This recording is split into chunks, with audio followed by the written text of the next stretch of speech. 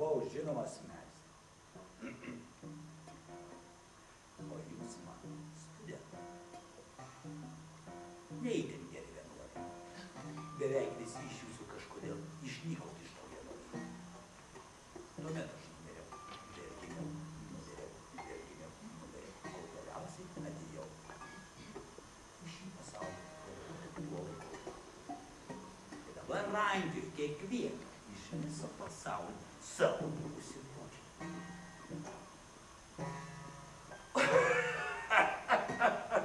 Nu, kas gali patikėti tokiom nesąmonėm? Bet jis meistras. Kodėlgi ne?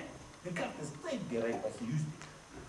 Buvus kiniečių, kažkur Kinijoje labai prieš 1000 metų pas žinomą Zemelskį ir dar vieną.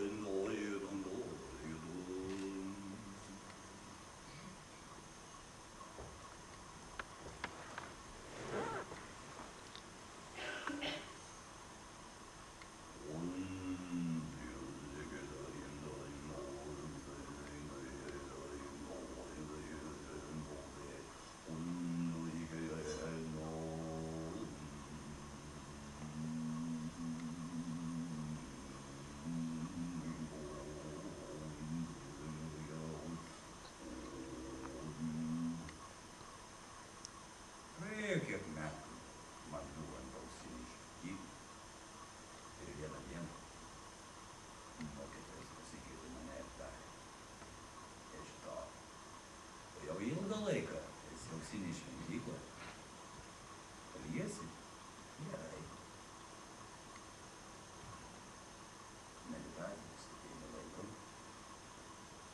Sėdėjimo metu tavo nugara tiesi. Laikas tau perėti kitą mokymosi pakopą. Tau reikia klausyti, kurių laikys dieną ir naktį. Ir mums bet kokius darbus. Tas klausimas tave nuves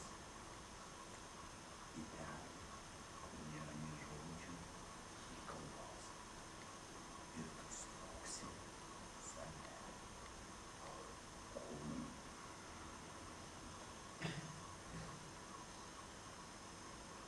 Ir mokytojas papasakojo tokią istoriją.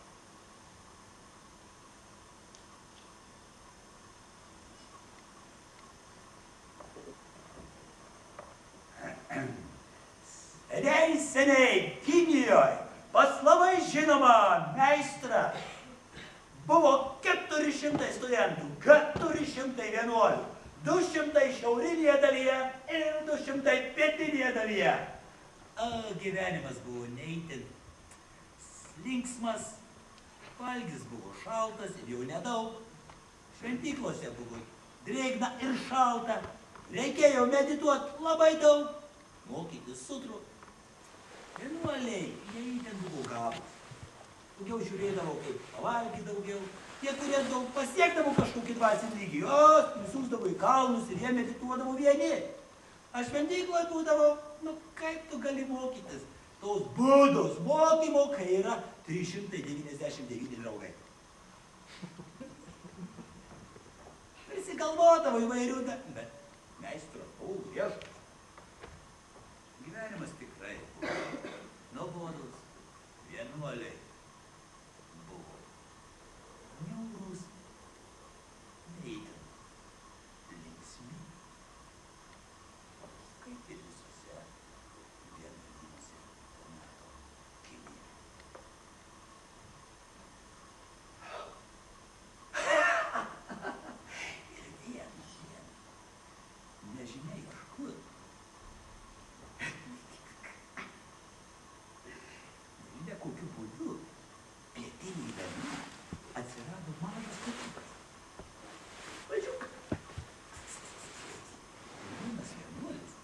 eidama šlapinti.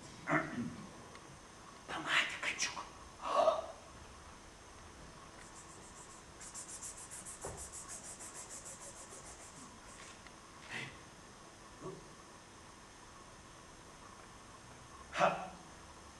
Atsisukęs jis pamatė, kad jau 50 vienuolių žiūri, ką jisai čia daro.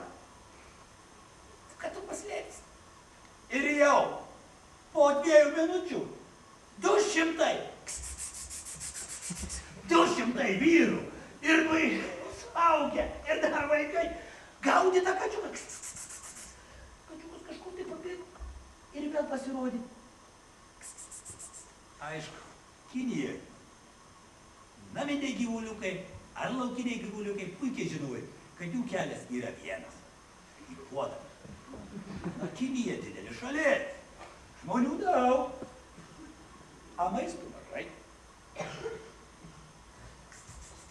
Tačiau kiekvieną rytą atsikėlę vienuoliai, jie buvo užtikrinti, kad tas kačiukas bus prie valgyklos, niekur jis jau neturi pabėgti.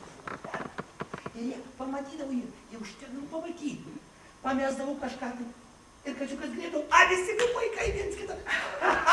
Žiūrė. Aišku, kačiukas nesituodavo pagaunamas. Jis puikiai žinojo, kad mamytė matyt jam pasakė, atsargiai su tom žmonėm, tai bus kaip tėčiai. Nu, kažkokia šiluma pas vienuolius atsirado. Grubus, bet kiekvieną kartą, kai užvykdavo, jis kalbėjo, ryte pamatysiu tą žvėriuką. Jauniausias vienuolis atsikėlęs aukščiausiai, priėjo prie valgyklos ir pamatė kačiuką valgą. Kaip kažką tai jis gėrė ir jis pagavo.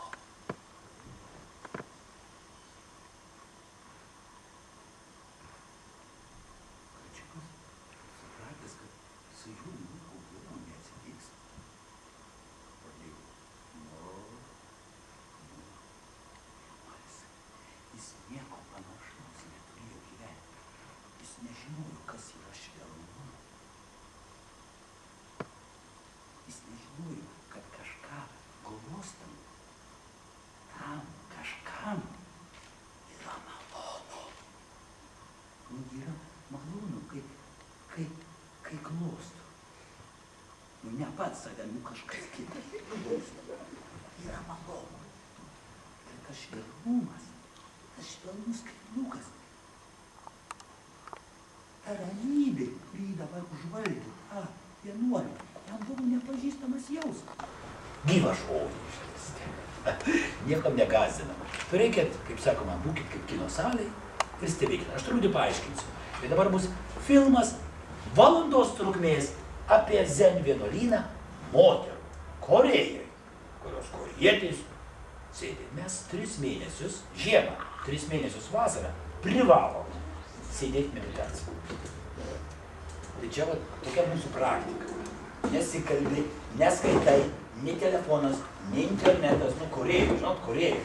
Ten telefonai ten visokie, ten į liftą įlipi. Į 3 aukštą ten spaudį, mygtukų nereikia. Šalis tokia.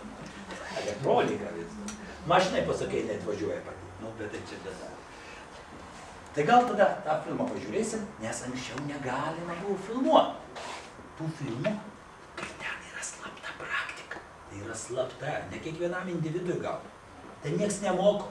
Atėjo, aš noriu būti vienuoliu. Tada jam gerai snukį permeta per bortą ir viskas. Ir žiūri, į kurią pusę šliauš. Tu turi įrodyti, nes paskui, kai tu tapsi vienuoliu, daug reikia dirbti.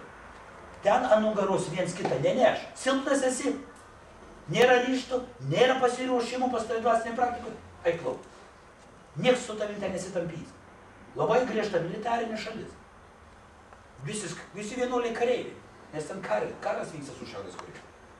Vienuolis, o pas jį uniforma. Pyp, pyp, pyp, pyp, signalas uniforma, tuk, eina. Nu gal nešaudėt, vis dėlto vienuolį. Sanitaras koksai. Tokia pas jums labai griežtai viskas yra. Tai gal tada filmą leidžiam. Šviesą gesinam, šoninės ir išorinės užuolaidos užtra, Yra. Nu tiek to. Gal nepamaišys. Dabar nerodo. Čia gali ir nerodyti. Nes gal ne ta programa. Mūsų kompiuteris nerodo. Aš kai tik žiūrėjau tą filmą. Labai stebėjausi, galvoju, nu dabar dėsiu. Ir paskui perskaičiau, nu nieko savo, kas šitas parašė. Nu, bus ne visai netapau. Ir tęsiasi kažkur tai 8 mėnesius. Bet mane vienas ten vienuolis vyresnis rankutės vis laikai kalbas. Vedžioju. Sėdėjau meditacijų, dariau specialią mantrą, tokius nusilenkimus ir man praėjo. Visiems turi praeiti. Bet dažniausiai vienuoliai, nu kaip, mes turim draugus, mes turim didesnius vienuolius, kurie žino tavo psichiką. Arba, pavyzdžiui, energija. Tu keli, nu, kaip žino, tas čakras ar kažkokia. Kyla, nu gerai. Čakras, kas ten. Ir ta energija, nu kur gali, ten pradė, keliesi, daleiskim čia. Sėdi meditacijų, kažką. A jeigu čia ten nereikia, jeigu čia nieko, tenai, raktukai užrakinti šimtą, tad dantis išleikau taip, nes čiagi, jinai, čia, ir šitai, aš mačiau, kai seną vienuolį, kuris ir pasakė, nu niekaip, kiek jisai dvaro, jeigu toliau eina į galvą, tokie skausmai prasideda. Ir mes vadinam sangiai, skalos skausmas nuo meditacinės praktikos. Tai ne migrena, tai ne dar, bet tai negaliu nieko daryti, dėl to, kad suėjo visą tą energiją. Vaikštai toks. Būtinai turi kažkas tau patarti. Būtinai turi, gerai, turi praeiti. Niekas pasauliečiai dar kur nors kur daro, galą paskaudės, nueisi pas gydytojus, sakys, ką tu darai, meditacijų. Nedaryk! Nueisi psichoterapeutą, 200 sumokėsi litų sensą, jo? Sakysi, nu ką tu čia, tu geriau pas mane dar ateik, dar 200, aš to pasakysiu, ką kitaip daryti, tai tu kažkaip kokie, sakau, demonai. Bet ta dvasinė praktika, tai yra lindimas į save ir visa tas apsivalymas nuo visų savo daugių, kad tu net nežinai ko. Ir ta energija, kur nekyla jau, tai geriau, kai būtų mūsų nepažadinas. Jau geriau gyvenčiau, kaip gyvenau čia. Ir tokias praktikas truputį, daug visokių dalykų čia yra. Tai knygų baisių yra viena moteris, kuri ne mergina, mano draugė, ne vienuolė iš Singapūro, jinai praktikavo Tibete pas Karmapą. Jie su Karmapą 7 metus pragyveno su juo praktikavo ir paskui netikėtai atvažiavo pas mus, kažkaip tai noriu zen pabandyti ir meditaciją, nes tas mūsų mokytojas žinomas. Ir jinai darė praktiką, darė, stiprią praktiką, nu daleis po to. Once a bozal, ir varai tą mantrą, jau. 8 valandas į dieną, 100 dienų. Įsivaizduot, koks tai darbas. Vien tik tai stovėjim, vien tik tai laikymas to instrumentų, ir matė tos toksai, jau raumenys pavargsta. Nu, gali perkeiti, gali ten vaikščiot, gali po kalnas, nu, bet tai yra fiziškai sunku. Ir tas šaukimas turi būti garsus, dėl to, kad mąstymas tuo metu, jeigu bus, palauk, kas dabar bus pietums, tai viskas, tu apgaudinėjai save, tai geriau, tu žinai, eitum kur nors kitur. Nes tai nėra, kad tu čia apgaunėsi, taigi vienuolis, kaip tu atrodysi, tai iššaukas su mąstymu, tokia technika jau, ir viskas, auditaras. Nu, tu dabar tu dirbi, taigi fizinis darbas. Pavyzdžiui, studentas mokosi, jis gauna diplomą. Žmogus kasa griovį, nu gaus atlyginimą, nu gerai, nu kitą mėnesį, nu gerai, dabar neturi firma pinigų, tai visiems gaus. Ir tu nekasi tos duobės, jeigu tu negausi, tu neisi tą darbą už dyką. Nu, iš pasišaukimo, kas dirba, tik Baltarusija. O daugiau kas dirba dėl pasišaukimo. Aš jau pajuokavau, nes su jais kartu buvo